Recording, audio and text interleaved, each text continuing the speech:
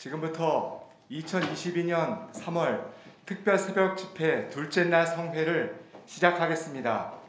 다 함께 사도신경으로 우리의 신앙을 고백합니다. 나는 전능하신 아버지 하나님 천지의 창조주를 믿습니다. 나는 그의 유일하신 아들 우리 주 예수 그리스도를 믿습니다. 그는 성령으로 잉태되어 동정녀 마리아에게서 나시고 본디오 빌라도에게 고난을 받아 십자가에 못 박혀 죽으시고 장사된 지 사흘 만에 죽은 자 가운데서 다시 살아나셨으며 하늘에 오르시어 전능하신 아버지 하나님 우편에 앉아 계시다가 거기로부터 살아있는 자와 죽은 자를 심판하러 오십니다. 나는 성령을 믿으며 거룩한 공교회와 성도의 교제와 죄를 용서받는 것과 몸의 부활과 영생을 믿습니다. 아멘. 찬송가 304장입니다. 그 크신 하나님의 사랑 304장 함께 찬양하겠습니다.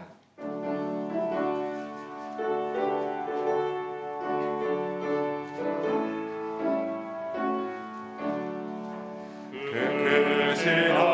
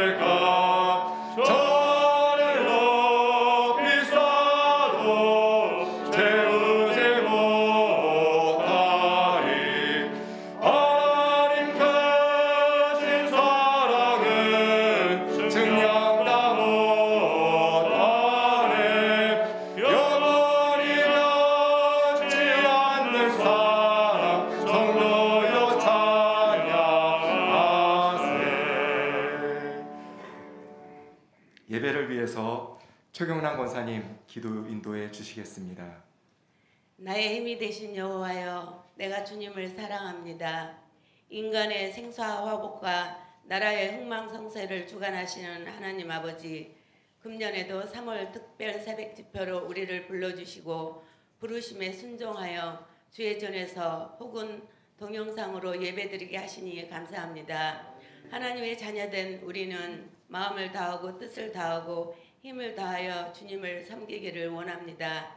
그러나 우리의 믿음 생활이 주님 보시기에 참된 신앙인이 아닌 그저 종교인의 모습으로 살아가고 있지는 않는지요.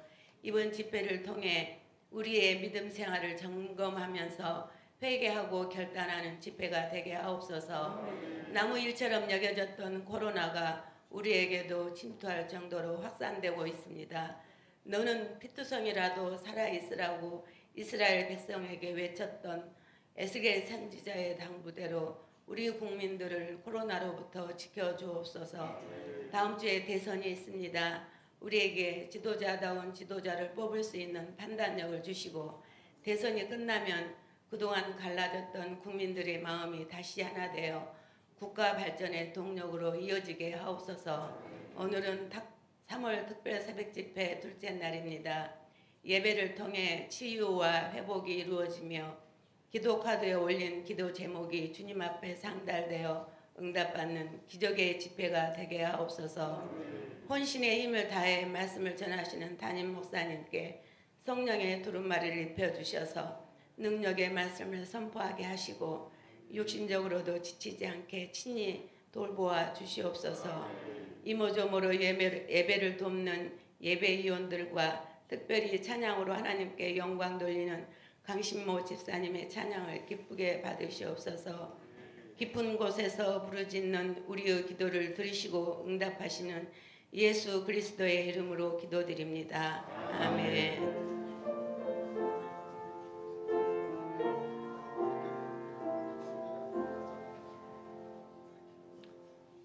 오늘 이 새벽 우리에게 주시는 하나님의 말씀은 마태복음 13장 18절에서 23절의 말씀입니다.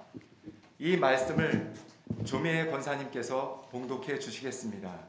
그런즉 씨 뿌리는 비유를 들으라. 아무나 천국 말씀을 듣고 깨닫지 못할 때는 악한 자가 와서 그 마음에 뿌려진 것을 빼앗나니 이는 곧 길가에 뿌려진 자요 돌밭에 뿌려졌다는 것은 말씀을 듣고 즉시 기쁨으로 받되 그 속에 뿌리가 없어 잠시 견디다가 말씀으로 말미암아 환난이나 박해가 일어날 때에는 곧 넘어지는 자요 가시떨기에 뿌려졌다는 것은 말씀을 들으나 세상의 염려와 재물의 유혹에 말씀이 바뀌어 결실하지 못하는 자요 좋은 땅에 뿌려졌다는 것은 말씀을 듣고 깨닫는 자니 결실하여 어떤 것은 100배 어떤 것은 60배 어떤 것은 30배가 되느니라 하시더라. 아멘. 아멘. 지금 이 시간은 특순 시간입니다. 강신모 집사님이 찬양으로 하나님께 영광 올려드리겠습니다.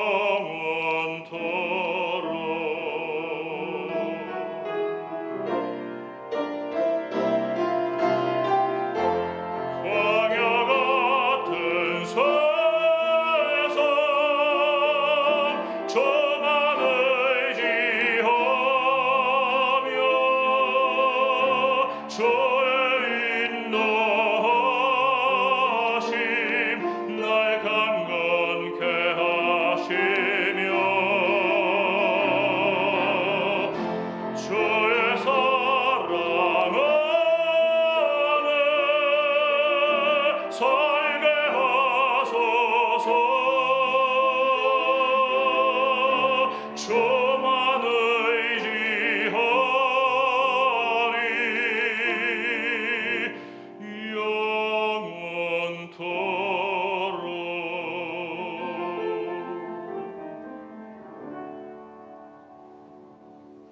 주만 의지하리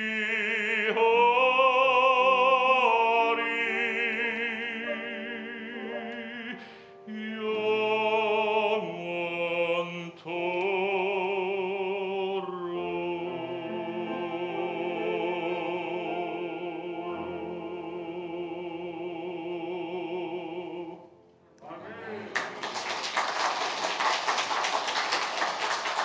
이제 말씀으로 은혜받는 시간입니다. 이 시간 담임 목사님 나오셔서 행복은 높이가 아니라 깊이입니다 라는 말씀으로 하나님 말씀 전해주실 때 우리에게 큰 은혜 시간이 될 줄을 믿습니다. 하나님 아버지 감사드립니다. 3월 특별 새벽 집회 둘째 날 허락하여 주시고 저희 귀한 성도님들 새벽을 깨워서 주님 앞에 나올 수 있는 큰 은혜 허락하여 주심을 감사드립니다. 무엇보다도 하나님의 자녀 삼아주시고 백성 삼아주심을 감사드립니다. 우리가 이 세상 살아가면서도 세상 바라보지 아니하고 오직 주님 바라보고 주님 안에서 믿음 생활하고 깨닫고 또 깊은 가운데서도 다시 일어설 수 있는 큰 지혜와 능력 주심을 너무나 감사드립니다. 인생 나그네 길 걸어갈 때 방황하는 인생 되지 않게 하여 주옵시고 천성을 향하여 한 걸음 한 걸음 걸어갈 수 있는 귀한 믿음의 길 걸어갈 수 있도록 축복하여 주옵소서. 여전히 세상은 힘들고 어려운 세상입니다. 무한하게 욕망을 위해서 달려가고 또 지금 시대는 자기 이익을 위해서 다른 나라를 침범하고 전쟁하는 그런 시대가 되었습니다. 이 시대 가운데도 우리 마음 가운데 하나님께서 원하시는 참 샬롬, 참 평강이 우리 모든 성도들에게 임하게 하여 주옵시고 그 평강으로 말미암아 이 인생을 승리한 인생 살아갈 수 있도록 축복하여 주옵소서. 하나님, 우리 마음의 소원을 가지고 이 자리에 나왔사오니 하나님께서 우리 모든 분들의 간구에 응답하여 주옵시고 반드시 주님의 놀라운 능력이 우리 모든 성도들 가운데 임하게 하여 주옵소서. 여기에 나온 한 분 한 분을 주님께서 기억하여 주시고 어디에 있든지 주님을 앙망하고 주님께 우리의 인생을 던지고 우리 인생을 주님께 맡기는 놀라운 축복 역사가 임하게 하여 주옵소서. 이 시간 주님 앞에 귀한 예물 드렸습니다. 마음을 다하고 정성을 다하여 드려옵니다. 하나님께서 바친 속기 기억하여 주옵시고 이 물질이 쓰여지는 곳에 또 하나님께서 놀라운 은혜가 임하게 하여 주옵소서. 예수님의 이름으로 기도드리옵나이다. 아멘.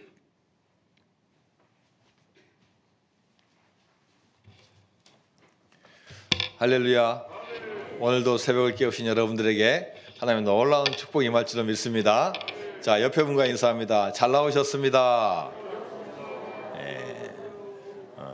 한 번 더 인사합니다. 새벽을 깨우니까 대단하십니다.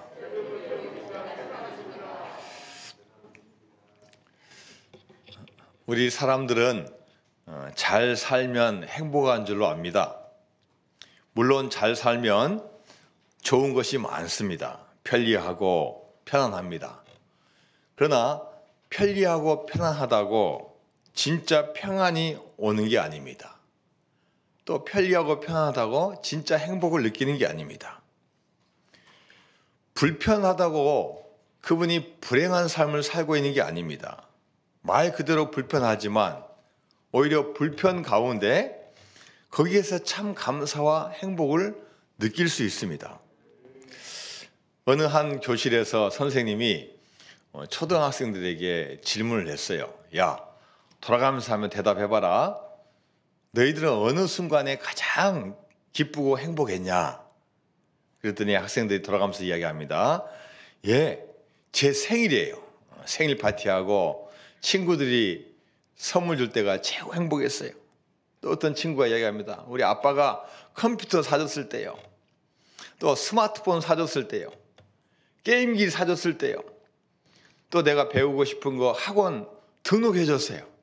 여러 친구들이 아주 행복한 대답을 합니다. 그런데 한 친구의 대답이 의외입니다. 야, 너는 언제 행복했니? 그러니까 이 아이가 대답하는 말이, 저는요, 아파서 병원에 있을 때요.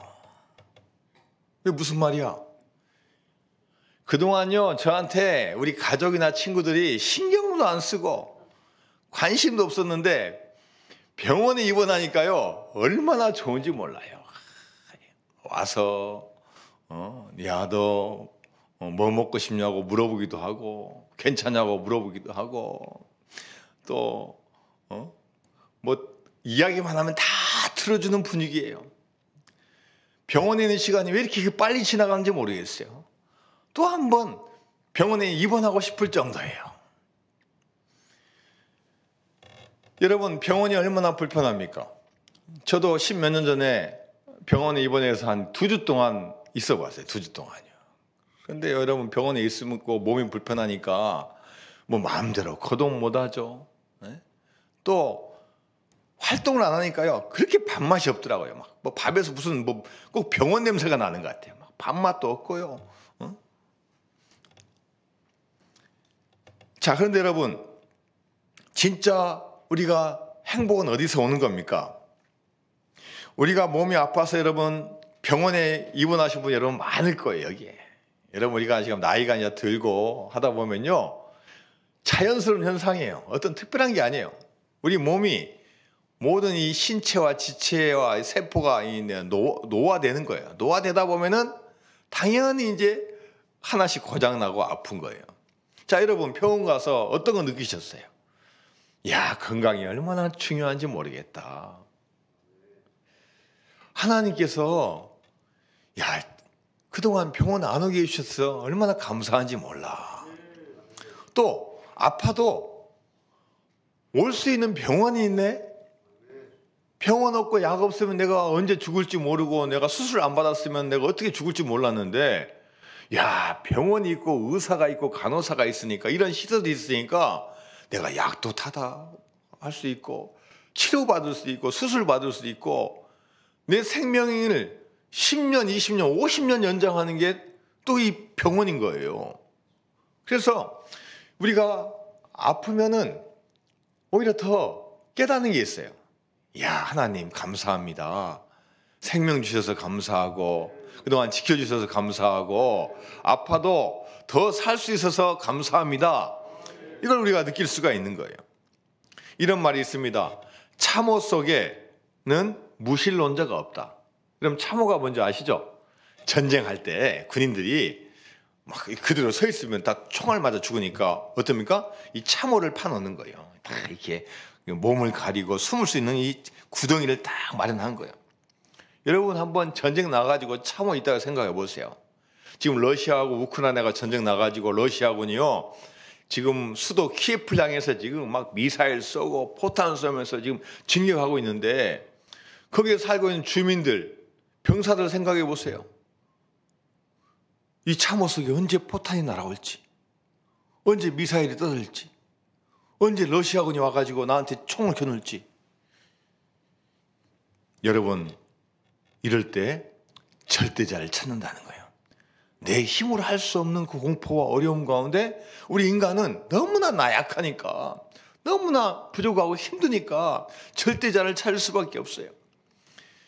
이제 시대가 바뀌었지만 여러분, 우리 1세대, 2세대 우리 목사님들 중에 훌륭한 분들 중에 많은 분은 어떤 분들이냐?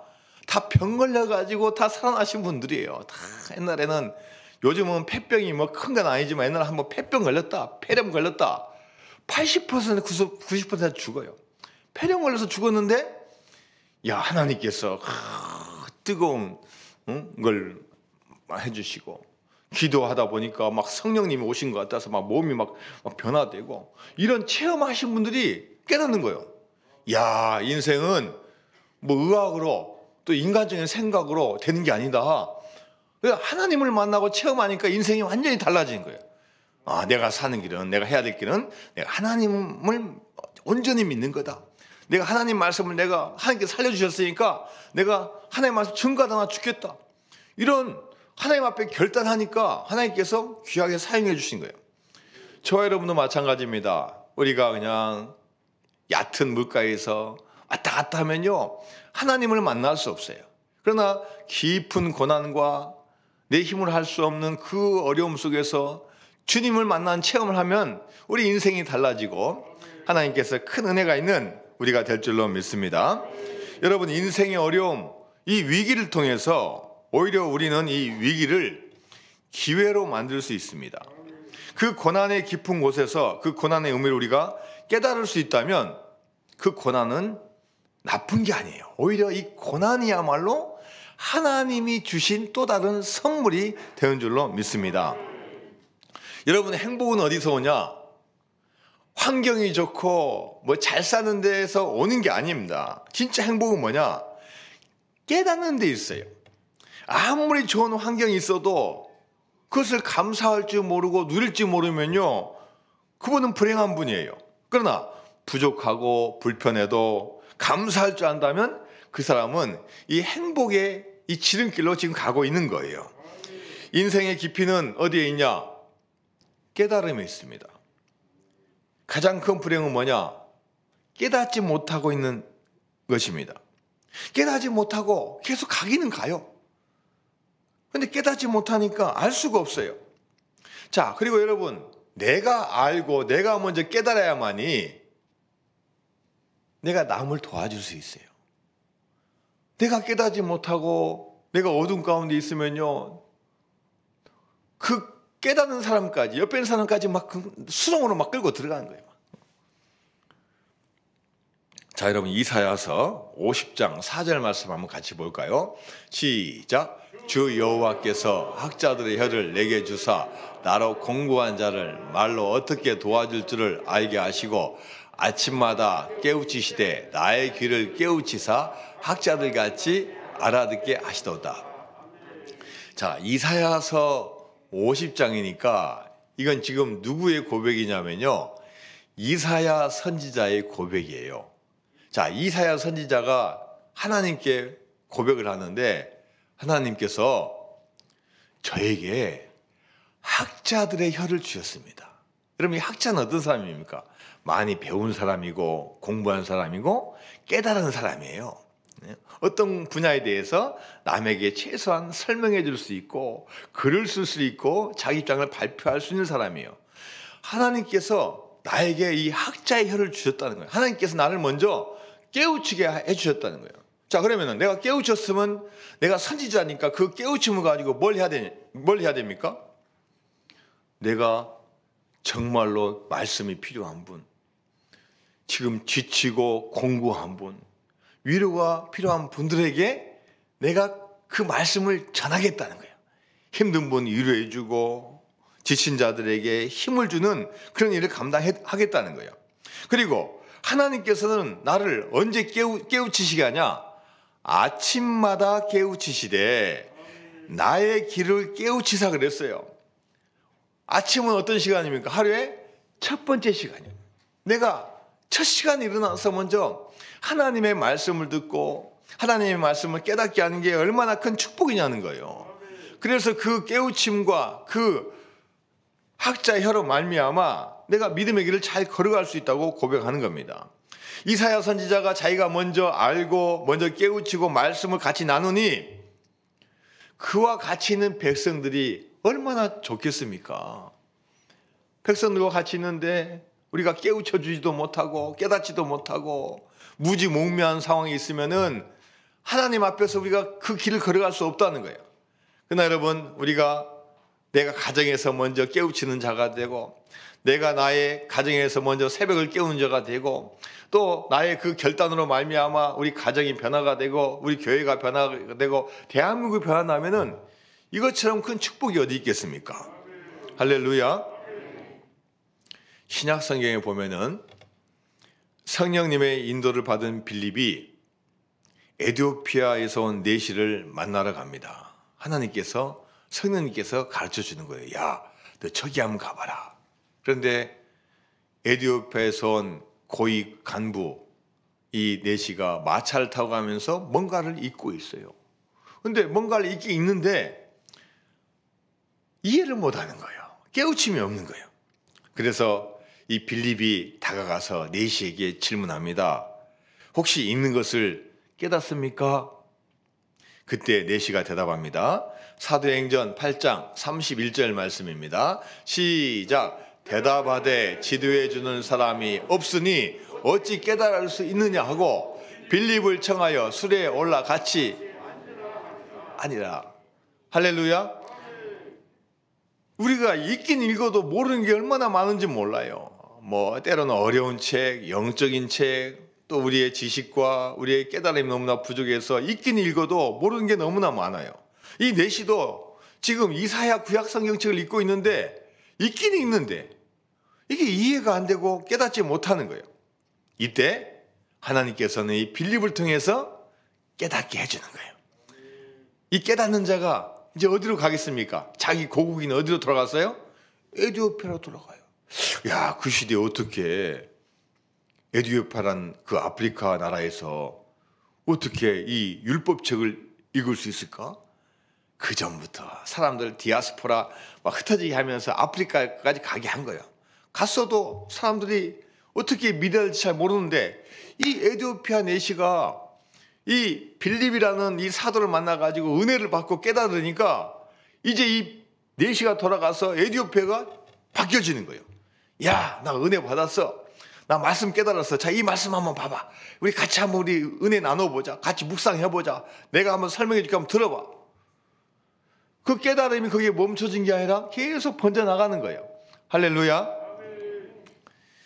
예수님도 이 세상에 오셔서 회개하라 천국이 가까이 왔느니라 라는 말씀을 시작으로 해서 하나님 나라의 복음에 대해서 전파하시고 증거를 하십니다. 그런데 듣는 자들이 그렇게 순수하게 받아들이는 사람들은 주님을 따라다녀요. 그런데 이미 내가 율법학자다, 나는 종교인이다, 나는 너보다 먼저 배웠다 하는 오히려 종교인들은요, 예수님 말씀을 들어도 깨닫지를 못하는 거예요. 깨우치려고 해야 되는데 이미 내 마음 가운데 내 속에는요, 다른 율법, 잘못된 율법으로 가득 차가지고 예수님의 말씀을 순수하게 받아들이지 못하는 거예요. 그래서 예수님께서 4가지 땅에 뿌려진 씨앗의 비유를 통해서 우리에게 깨닫기를 원하시는 거예요.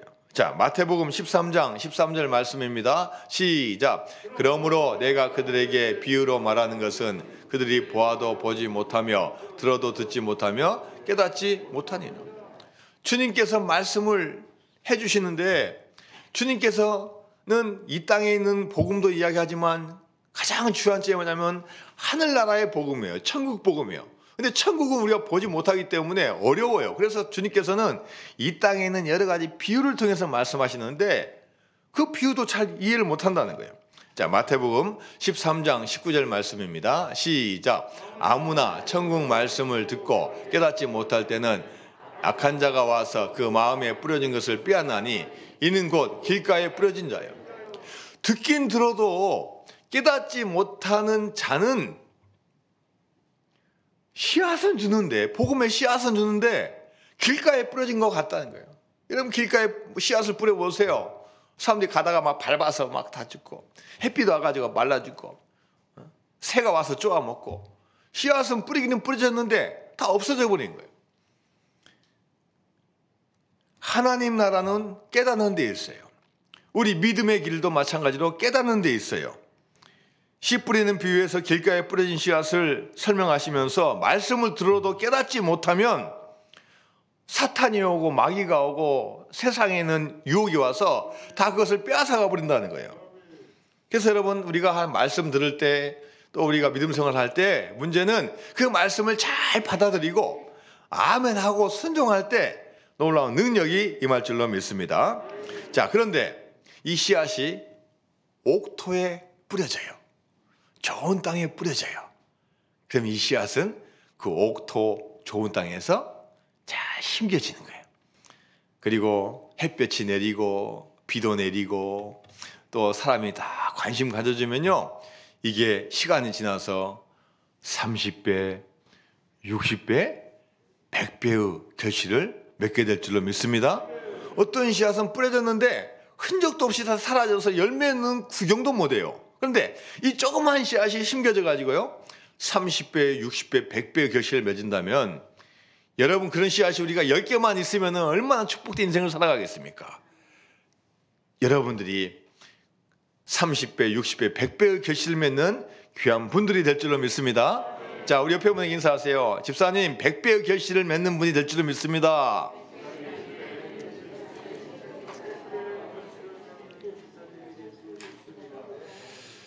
여러분이 100배의 결실을 맺으려면은 좋은 땅에 뿌려져야 되는데 세상에도 좋은 땅이 많이 있는데 우리가 공간적으로 이야기하면은 대표적인 경우가 어디냐? 교회예요, 교회. 교회이고 믿음의 공동체예요.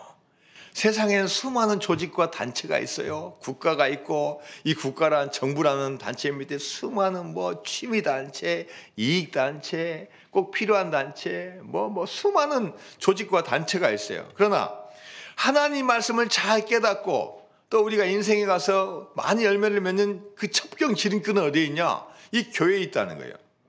그래서 사탄은 그걸 알기 때문에 조금만 줄여주세요. 사탄은 우리를 알기 때문에 우리를 이 교회로부터 떼어놓으려고 해요. 떼어놓으려고 그래요. 자꾸 떼어놓으려고 해요. 야, 교회 가면 뭐하냐? 안 가도 방법이 있어. 안 가도 방법이 있어. 우리끼리 한번 성경 공부해보자. 따라가면 그게 어디예요? 이상한데요. 2단이 2단. 처음에는 똑같아요. 근데 간부가 이상해. 근데 거기는 또 근거도 성경책에 있어.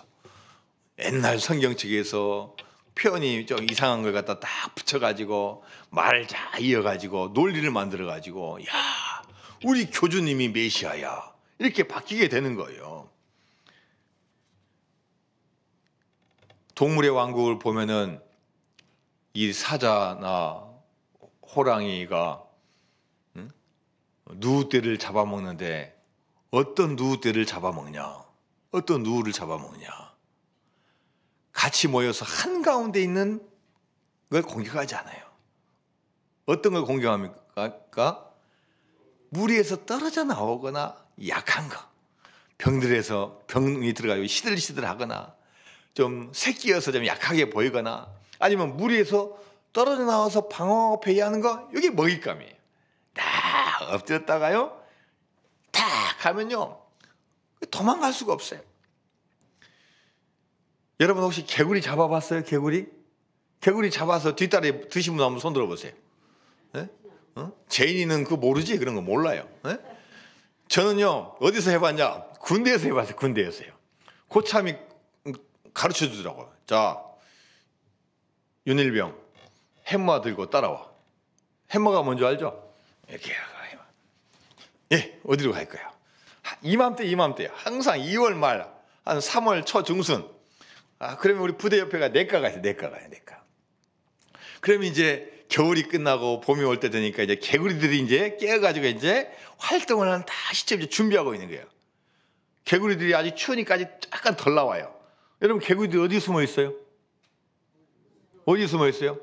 내과에 가면요 다 돌 밑에 숨어 있어요. 고기도 보면은 7, 80%가 다 어디 숨어 있냐? 이 큰 돌 밑에 숨어 있어요. 왜 햄머 가지고 오라 했을까요? 돌을 두드린 거예요. 돌을. 큰 돌도 두드리고 작은 돌도 두드려요. 그러면요 그 돌 밑에서 이 잠자고 있고 이 쉬고 있던 개구리가 어떻게 됩니까? 그 충격 받아 가지고요 자기가 이렇게 가만히 있어야 되는데 이게 충격 받아 가지고 오 해가지고 물리 붕 떠요. 이제 제가 정확히 기억 안 나지만 한 몇 초 동안에 얘가 기절해 가지고 이렇게 하고 있어요. 이럴 때 옆에서 딱 이렇게 잡아요. 1분 넘으면 얘가 이제 정신 차리고 도망갑니다. 그러니까 빨리 잡아야 돼요. 30초 내로 10초 내로 딱. 빨간 개구리는 그거 먹으면 안 돼요. 까마작작한 개구리. 그래가지고 그걸 가서 이런 이야기 하면 안 되는데 버너에다가 이렇게 끓여가지고 먹고 또 기름에다 튀겨 먹으면 개구리가 얼마나 맛있는지 몰라요. 여러분 이 개구리 잡는 방법이 뭐냐? 이 돌, 이 바위로부터 떨쳐내면 되는 거예요. 나오게 하면 되는 거예요. 고기도요 안 나와요. 어떻게 해야 되냐? 하여간 밑으로 바위에서 떨어지게 만드는 거예요. 사탄이 우리를 공격하는 가장 좋은 방법은 뭐냐? 교회로부터 우리를 못 가게 만드는 거예요. 떨어지게 만드는 거예요. 야, 세상 좋은데 뭐하러 교회 가? 요즘 힘든데 뭐하러 교회 가? 얼마나 좋은 게 많은데 뭐하러 교회 가? 자꾸 우리를 이 교회로부터 떨어놓는 게 이 사탄의 이 작전이에요. 자, 그래서 여러분, 우리 너무나 연약하고 약하기 때문에 주님 앞에 매달려야 돼요. 교회 와서 은혜 받아야 되고 말씀 드려야 되고 같이 합력해서 기도해서 우리가 성령을 충만히 받을 때 하나님께서 우리에게 놀라운 은혜 주실 줄로 믿습니다. 요한복음 14장 25절 말씀입니다. 시작. 보혜사 곧 아버지께서 내 이름으로 보내실 성령 그가 너희에게 모든 것을 가르치고 내가 너희에게 말한 모든 것을 생각나게 하리라. 할렐루야. 여러분, 누가 오신다고요? 누가 오신다고요? 보혜사가 오신대요. 보혜사. 이 보혜사가 뭡니까? 우리에게 은혜를 부어주시는 분이에요. 그분은 다른 말로 하면 뭡니까? 성령님이에요. 성령님. 이것을 누가 말씀하셨냐? 예수님께서 하신 말씀이에요. 자, 앞으로 내가 이 세상에서 사역 3년 6개월 공생 후에 나는 하늘나라로 갈 거다. 그러나 너희들 성령님을 너희 가운데 모셔야 된다. 겉모습으로 믿음 생활을 하지 말고 종교적으로 교회 왔다 갔다 하지 말고 너희의 인생을 이끌 줄 분은 누구라고요? 성령님이시다. 자, 예수님께서 또 유언처럼 하신 말씀이 어디에 있냐? 여러분, 사도행전 1장 8절 말씀 아시죠? 자, 사도행전 1장 8절 시작. 성령이 너희에게 임하시면 너희가 권능을 받고 예루살렘과 온 유대와 사마리아와 땅끝까지 이르러 내 증인이 되리라 하시니라. 할렐루야. 이거 누가 하신 말씀이냐면 예수님께서 하신 말씀이에요. 성령이 임하시는, 성령님이 임해야만이 능력도 있고 전도도 하고 선교도 하고 믿음 생활도 하는 거지 어떻게 우리 생각을 할 수 있냐는 거예요. 다 넘어져요. 우리 생각을 하면은 다 꼬꾸라지고 유혹에 빠지고 다 넘어진 거예요. 그래서 우리 가운데는 항상 우리를 인도하시는 누구요? 성령님. 할렐루야. 자, 한번 따라서 합니다. 오직 성령님입니다. 오직 성령님이 임하셔야 됩니다. 자, 옆에 분에게 인사해요. 성령이 임하시기를 바랍니다. 할렐루야.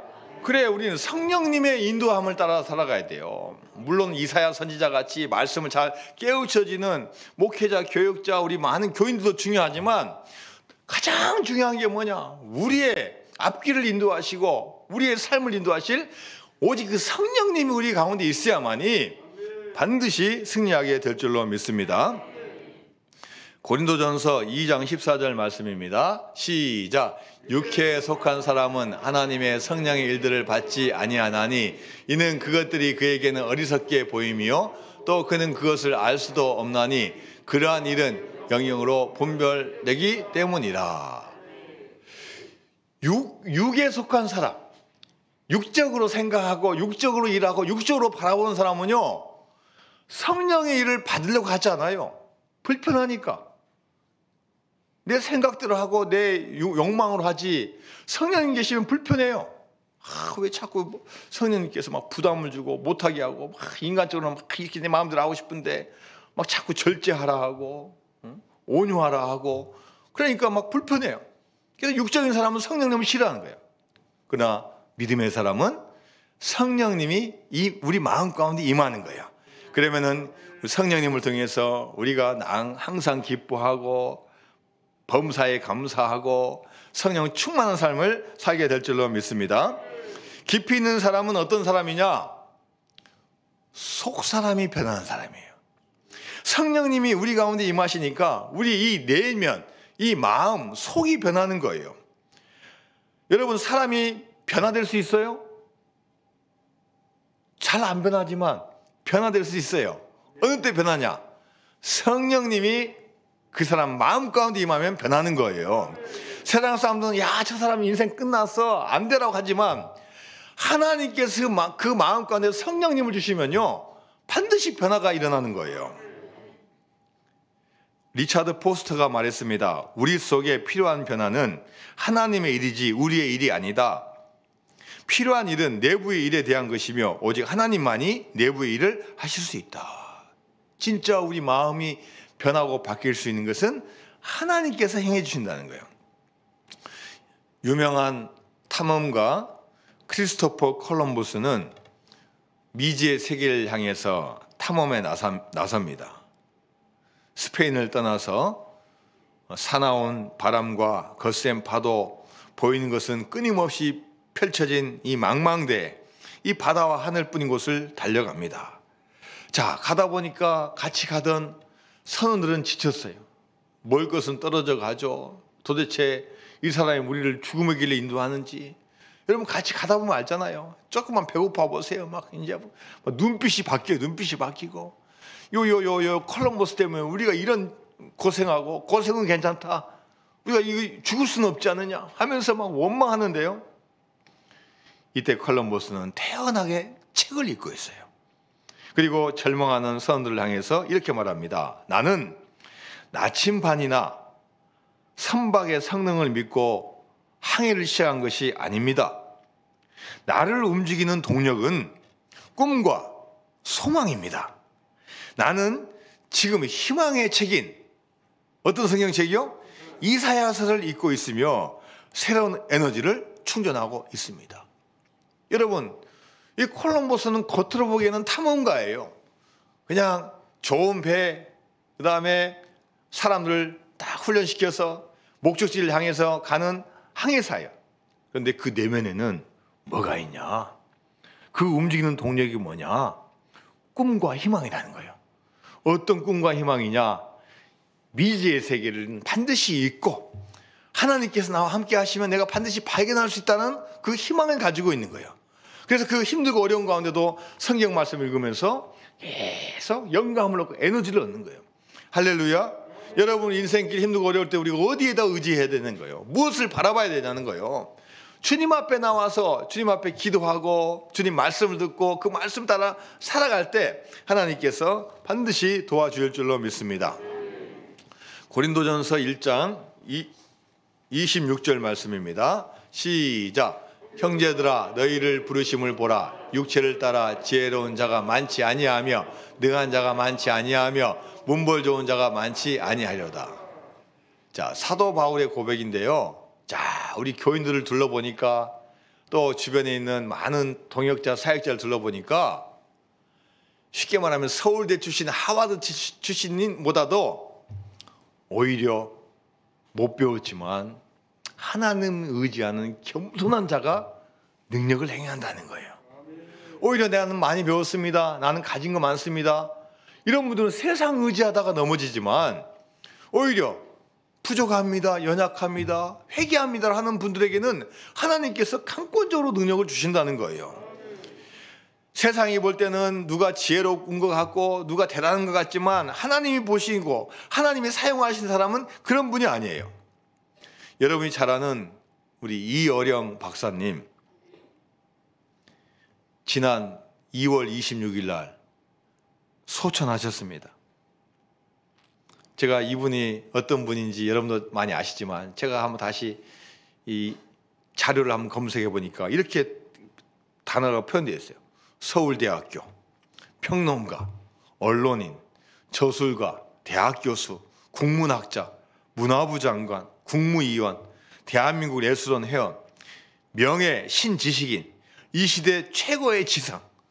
근데 또 맨 마지막에 어떤 단어가 붙어있냐? 뭐라고 붙어있어요? 장로교인. 이분은요 70대 중반까지 예수님 믿지 않았어요. 미션 스쿨 대학교의 교수였지만 성경책 많이 알고 있지만 예수님 영접하지 않았어요. 근데 그 딸 이민아 씨가 아버지 위해서 기도했어요. 그리고 자신이 실명의 위기에 처했어요. 미국에서 검사를 받아봐도 이건 고칠 방법이 없어요. 이제 한국에 와서 한국에서 이제 검사를 받는데 그 과정 중에 이 이어령 씨가 교회 가서 기도를 하는 거예요.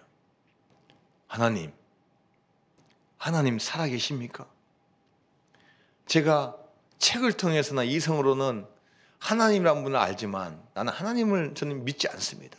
그러나 내 딸의 실명과 또 이 깊은 고난 앞에 제가 할 수 있는 게 없습니다. 만약 절대자인 하나님께서 살아계신 분이라면 제 딸 실명되지 않게 해주세요. 그러면 제가 하나님을 믿겠습니다. 그런데요, 한국에 와서 딱 검사를 받았는데요, 그 기도 덕분인지 모르지만 어떻게 됐어요? 실명되지 않는다는 진단이 나온 거예요. 이제 어떻게 됐어요? 이분이 이제 코 끼었어요. 코 끼었어요. 근데 이 코 낀 건요, 인생의 최고의 축복이에요. 아무리 문교부 장관하고 아무리 이 시대 최고의 지성이지만 그 답답한 문제, 인생의 답답한 문제를 이성으로 풀 수가 없어요. 결국 일본에서 하영조 목사님 앞에 무릎을 꿇었어요. 이분은 75년간 살면서 누구한테 무릎을 꿇어본 적이 없어요. 최고의 지성. 정권에게도 무릎 꿇어본 적 없고 총칼에게도 무릎 꿇어본 적 없어요. 세례받기 위해서, 하나님 자녀가 되기 위해서 그 일본에 있는 호텔 로비에서 하영조 목사님 앞에서 무릎을 탁 꿇고 세례를 받고 기도받은 거예요. 그때부터 이분이 시야가 달라집니다. 무신론자의 기도라는 책을 쓰고 지성에서 영성으로 하는 아주 주옥과 같은 글을 남기는 거예요. 그분이 한 말 중에서 이런 말을 했습니다. 의무는 지성을 낳고 믿음은 영성을 낳는다. 자기 주님을 알기 전까지는요, 지성인이었어요. 막 생각하고 막 해서 이야, 뛰어난 지성이다. 근데 이분이 믿음을 받아들이는 순간 이제는 지성보다 몇 차원 높은 뭘 소유했습니까? 영성을 소유하게 된 거예요. 눈이 있어도 보지 못하고 귀가 있어도 듣지 못할 뿐 우리가 깨닫지 못하는 부활이 지금도 일어나고 있습니다. 믿음을 가져다 보니까요, 하나하나가 기적이고 죽음 가운데서 또 부활을 맛보는 거예요. 여러분, 우리가 진짜 예수님 만나면 우리 자신을 발견할 수 있고 세상을 다 우리가 알 수 있는 거예요. 저와 여러분이 연약한 사람이지만 주님 만나고 성령님 만나서 성령님 안에서 능력의 사람으로 귀하게 쓰임 받을 줄로 믿습니다. 다 같이 자리에서 인하하겠습니다. 자, 내 평생 사는 동안 같이 찬양합니다.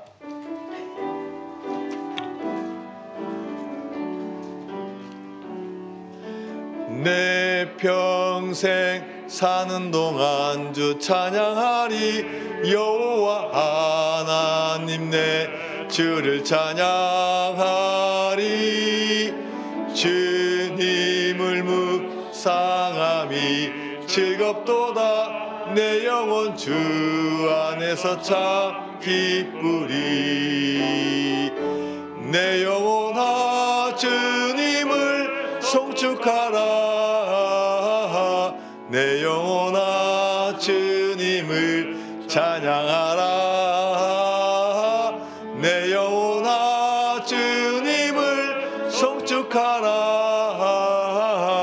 내 영혼아 주님을 찬양.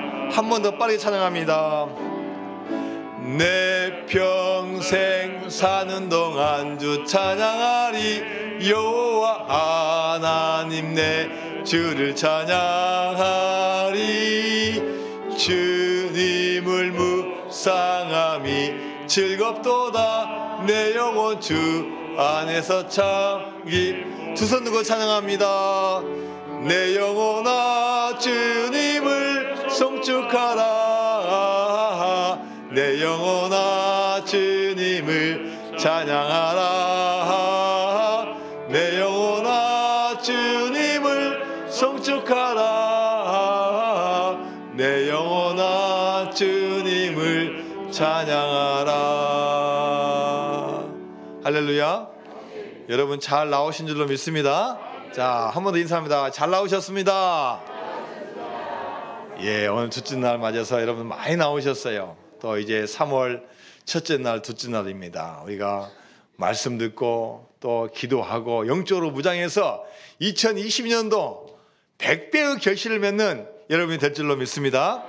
하나님 아버지 감사드립니다. 저희를 사랑하여 주셔서 주님 전에 불러주셨습니다.